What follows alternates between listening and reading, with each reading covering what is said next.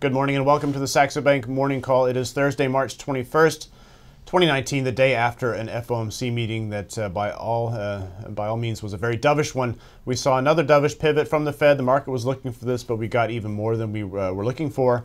To the surprise of me and to us in general, but as well to the market. And it's interesting to break down not just the sort of the developments themselves, but as well how the market reaction played out. But first, let's get to the actual developments at this FOMC meeting. A brief list there on the left side. The QT tapering to be set in motion from the May 1st, and the Fed will stop shrinking its balance sheet with the end of September. So the bond purchases will be wound down. We taper to half of the current rate in 1st of May, down to $15 billion per month, and then to zero later, and then at the end of September they also will roll any MBS, that $20 billion per month, into treasuries, basically wanting to get rid of MBS and having a treasury-only balance sheet. And then on the forecast front, we have the GDP forecast lowered, headline inflation forecast lowered, and the unemployment rate forecast raised. So all around expecting lower growth, and even the interesting thing I think signal there being the unemployment rate expected to rise a little bit. And then a lot of focus on the dot plot forecast, where it looks like the majority I have on the chart here. You see that red line, that's the bottom of their range now, 2.25%. You can see for 2019 on the left side there, the majority of dots looking for no further hikes this year.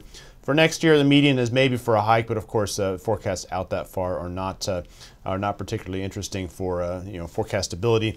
And in general, everything lowered just a bit. So that was a bit more aggressive than the market looking for. And now let's go to the market reaction. And Ole, you put together a chart here, sort of putting where the market odds are for the various rate cut scenarios. Yeah, the CME's got quite a nice tool. You can find it on the CME FedWatch tool, and basically they use the 30-day Fed Fund future to predict or to show what the market is expecting. And you can see that the bar there on the right, which is the current rate, has just collapsed down to 54%. And now we're looking for 35%. This is by January next year.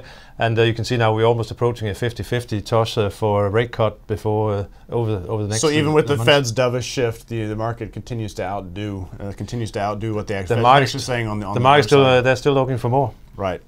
Okay, so now let's run through the market reaction. I think that was where the most interest is here, of course. We had, on the equity market side, we've had this big celebration of the Fed's pivot to the dovish side since that December FOMC meeting. But this further pivot, and a very loud one, interestingly seeing actually some profit taking in equities, especially the financials that don't like the very flat yield curve here. And I think that's the most interesting reaction. And on the equity side, on the bond side, the surprise there, of course, supporting bonds, and all across the U.S. yield curve, we saw a very strong surge in bonds. And then on the FX side, no big surprise, a weak dollar. Though I was a little bit unimpressed with the scale of this move. I think the most interesting move, given the combination of other market reactions, lower yields, a little bit lower risk appetite or wobbly risk appetite, was in dollar yen. And I have a chart here of dollar yen. You can see the scale of the sell-off. It's through a big level. That red line around 111 was a pivot on the way up back in February, and then we tested that on the way back down at one time earlier this month, and now we've come back through this level. I think these market conditions, if we continue to see a deepening risk off and lower yields, would be particularly supportive of the yen, not just in dollar yen terms, but across the board in yen. Offsetting that, however, is the enthusiasm for the weaker dollar in emerging markets, so that emerging markets carry trade versus the yen versus the euro versus the dollar would continue in that scenario. So a bit of dissonance there. We'll see which side sort of fits the most on that side of things. I think in that sense as well, John, it's very interesting to note the non-commercial position using the futures market. Basically, the biggest long right now, and has been for a long time, is the dollar. The biggest short is the yen. Right, so from positioning, most to unwind there, given wherever the market is positioned. Yeah, there could be some squeezing, some additional squeeze to do there. Right, and other markets where the reaction is pretty clear is in gold, of course. A more dovish Fed means a stronger gold, and a weaker dollar means stronger gold prices. Yeah, gold was struggling a bit here in the run up too. There was just a little bit of concern that the market may have become a little bit too dovish. But with the delivery we saw yesterday, you can see now on the chart we moved higher, and we're continuing within this relatively steep upward channel here. But when we have the combination of a weaker dollar, lower yields, and stock markets not really showing the kind of enthusiasm that they've done in the past, that really lays the foundation for additional upside. And historically, gold tends to perform well when the Fed turns to when they move into a pause mode. Let's also recall on the dollar side of things, I'm not so sure about gold, but at least on the dollar side of things, if you look at euro dollar, for example, if we're supposed to be looking for this big breakup in euro dollar, We had a very, very loud pivot as well in January, and this came in the context of China making a very strong commitment on the renminbi. And Eurodollar, I think that combination, seeing Eurodollar trying through the 115 area, but it really, the rally faded very quickly. So I think there's really a lot of, we need to see a proof that this can really drive something bigger to believe that this is the beginning of a more significant dollar sell-off. And I think the prospects for that are a little bit weaker if we're rolling over in risk appetite. So I think for now I'm very cautious and getting really enthusiastic about this move in the currency market. Now, in terms of energy markets, we have all these concerns about global growth, but that's not the theme for oil markets. No, oil markets gives a toss about growth at the moment because they believe oil demand to remain stable throughout the year. Obviously, the Fed is showing some signs of nervousness there as well now, but as long as the growth demand remains unchanged, then supply will be the main factor. And you can look at the chart here. We broke 60 yesterday in WTI. We now retraced more than half of the sell-off since between October and December. We're coming up towards this upper trend line, as you can see on the chart there. But really what did it for oil yesterday was another weekly reduction in crude oil inventories in the US. I got the chart there on the left. You can see seasonally this time of year, crude oil stocks tend to rise up until late April, but this most certainly hasn't been doing it this time around. And the market's taking this as a positive sign of dwindling supplies, and that's continued to lift the market. We obviously do have to worry a little bit.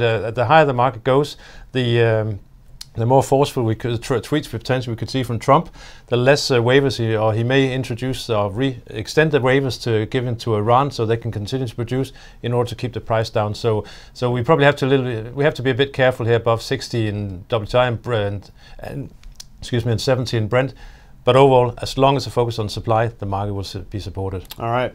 Let's get to the calendar for today. Very busy central bank calendar. We have a the Swiss National Bank out with a rate announcement. I don't think we're going to see anything from them this time around as per usual. But Norges Bank, very interesting, up a little bit later and looking for a 25 basis point rate hike to bring the rate to 1%. The key there being the guidance. We have pretty much expectations for a rate hike priced in.